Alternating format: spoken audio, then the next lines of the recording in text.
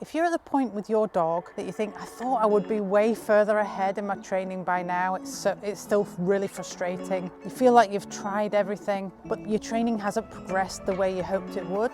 These are the 3 essentials you need to know before you start training, and it's probably not what you think.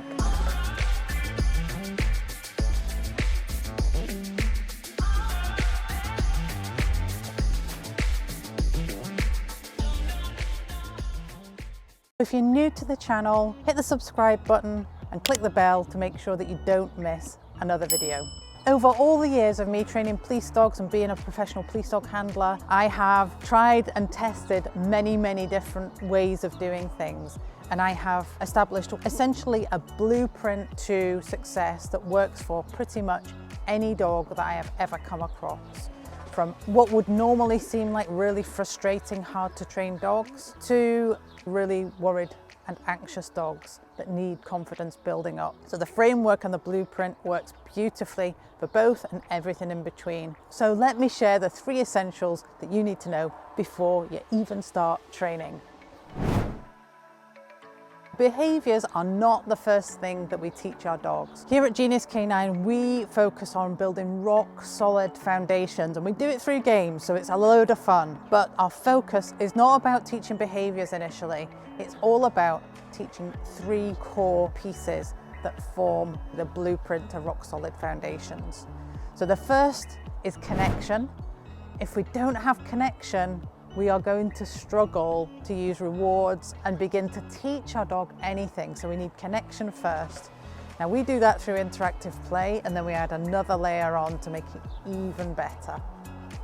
And the other thing you need is great confidence. Now it's not just confidence for your dog, it's confidence for you too. So if you are not confident and we struggle to get this connection because we lack a bit of confidence, then things are going to be a little bit more of a struggle where it doesn't need to be. Your dog needs to be confident with you and the world to then start to train them behaviours. So absolutely building confidence between you and your dog is key, but also with your dog and the world. And your own self-confidence is so important. All those pieces need to be in place before we even start on teaching behaviours. The third piece of the foundation puzzle is clarity. You need to be clear on what it is you want to do, how we communicate. Do our dogs understand what we're even saying to them?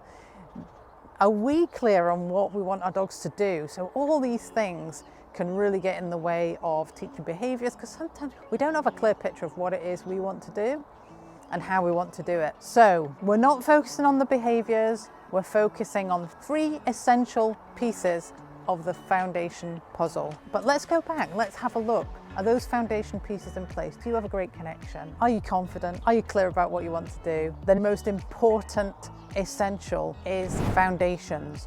Foundations traditionally are something that people will say they lie at the bottom of your dog's training and you build on top of them. I don't see foundations in that way. I see foundations as the heart of your dog's training. Foundations aren't something that you put at the bottom for things to be built upon.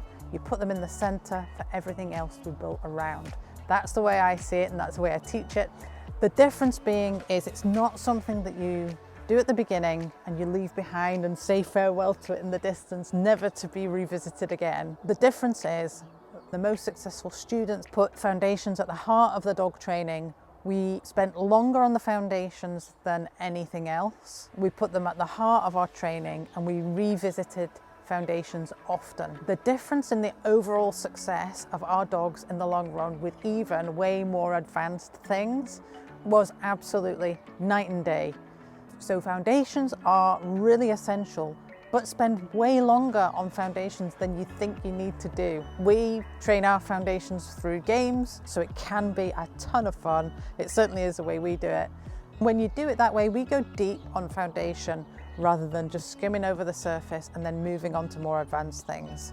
And it is absolutely the difference between you being a year down the line and still really stressed and frustrated that your progress has not gone like you expected, or whether in a year's time life being a breeze for you. It is totally possible and you no longer need to feel that state of frustration that I see so many dog owners struggling with a year, 18 months, 2 years down the line. The third essential you need to know before you even start training your dog is going back to that very first piece of building a great connection, and that is building interactive play with your dog. When I first started training police dogs, the way we got a connection and the way we were told to get a connection was to put a check chain on our dogs and to correct them a lot until they paid attention. It wasn't until then we could start training, and that just made zero sense to me.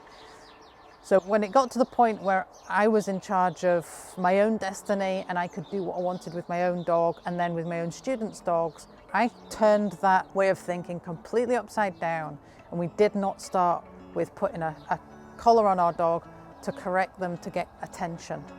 What we spent was time building interactive play. Once we got a connection that way, it was so much fun. We got a much better connection. We got a much better relationship, and the dog was way happier.